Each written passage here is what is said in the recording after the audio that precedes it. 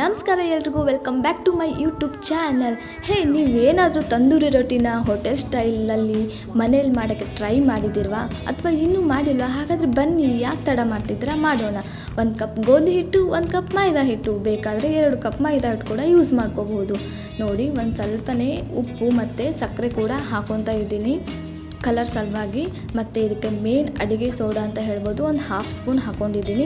ಆಮೇಲೆ ಒಂದು ಸ್ವಲ್ಪ ಗಟ್ಟಿ ಮೊಸರು ಅಥವಾ ಕರ್ಡ್ ಅಂತ ಹೇಳ್ಬೋದು, ಒಂದು ಅರ್ಧ ಪ್ಯಾಕೆಟ್ ಹಾಕ್ಕೊಂಡಿದ್ದೀನಿ, ಸಣ್ಣ ಪ್ಯಾಕೆಟ್ ಅದು. ಚೆನ್ನಾಗಿ ಕಲಿಸ್ಕೊಳ್ಳೋಣ ಬನ್ನಿ. ಇವಾಗ ಸ್ವಲ್ಪನೇ ನೀರು ಹಾಕ್ಬಿಟ್ಟು ಚೆನ್ನಾಗಿ ನಾದ್ಕೋಬೇಕು. ಇದಕ್ಕೆ ಒಂದು 2 ಸ್ಪೂನ್ ಆಯಿಲ್ ಕೂಡ ಹಾಕ್ಕೊತಾ ಇದ್ದೀನಿ. ನೋಡಿ, ಒಂದು 15 ನಿಮಿಷ ಆದರೂ ಪರವಾಗಿಲ್ಲ ನಾದ್ಕೋಬೇಕು. ನೋಡಿ, ಈ ಥರ ಬರುತ್ತೆ. ಆಮೇಲೆ ಇದು ಏನಂದರೆ ಗಾಳಿ ಹೋಗಬಾರ್ದು, ಆ ಥರ ಫುಲ್ ಟೈಟಾಗಿ ಕ್ಲೋಸ್ ಮಾಡಿ ಇಟ್ಬಿಡಬೇಕು. ಅದಕ್ಕೆ ನಾನು ಟಿಫಿನ್ ಬಾಕ್ಸಲ್ಲಿ ಇಡ್ತಾಯಿದ್ದೀನಿ. ನೋಡಿ, ಒಂದು ಸ್ವಲ್ಪ ಕೂಡ ಏರ್ ಹೋಗಬಾರ್ದು.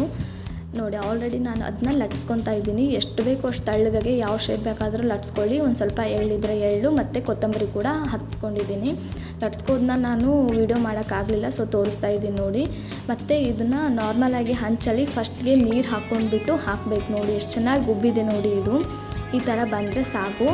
ಆಮೇಲೆ ಬೇಕಾದರೆ ಒಂದು ಸ್ವಲ್ಪ ತುಪ್ಪನ ಮೇಲ್ಗಡೆ ಹಾಕ್ಕೊಂಡ್ರೆ ಸಾಕು. ಇದನ್ನ ಇವಾಗ ಹಾಕ್ತಾಯಿದ್ದೀನಿ. ನೋಡಿ, ಈ ಥರ ಬೇಕಾದರೆ ಬೆಣ್ಣೆ ಕೂಡ ಹಾಕ್ಕೊಳ್ಬೋದು, ಇಲ್ಲ ಅಷ್ಟೇ ಅಂದರೆ ಆಯಿಲ್ ಕೂಡ ಯೂಸ್ ಮಾಡ್ಬೋದು. ನೋಡಿ, ವಿಡಿಯೋ ಇಷ್ಟ ಆದರೆ ಸಬ್ಸ್ಕ್ರೈಬ್ ಮಾಡಿ, ಲೈಕ್ ಮಾಡಿ, ಶೇರ್ ಮಾಡಿ, ಕಮೆಂಟ್ ಮಾಡಿ. Thank you so much. ಮತ್ತು ನೆಕ್ಸ್ಟ್ ವಿಡಿಯೋದಲ್ಲಿ ಸಿಗ್ತೀನಿ. ಟೇಕ್ ಕೇರ್, ಬಾಯ್ ಬಾಯ್.